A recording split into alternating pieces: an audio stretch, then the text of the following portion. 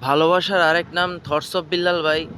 আমি অনলাইন জগতে অনেক লোককেই দেখছি, বাট ওনার মতো মানে স্যাটিসফাইড লোক খুব কমই দেখছি, যারা ইনকাম করার পরেও বলছে যে ভাই আমি এখানে সন্তুষ্ট, আমি যা চাইছি তা পাইয়া গেছি।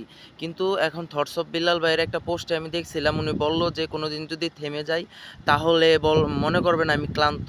ভাই, আমাদের নবী 63 বছর পার করছে তার জীবনে, তিনি কিন্তু পুরা লাইফ মানুষের জন্য বিসর্জন করে দিছে। আপনি ওনার উম্মত হিসেবে আমি মনে করি যে আপনি আপনার সামাজিক কাজটা চালায়া যান। আর এই দুনিয়া আমাদের মূলত সারভাইভ বা সংগ্রাম করার জন্য, এই দুনিয়া আমাদের আরাম করার জন্য না।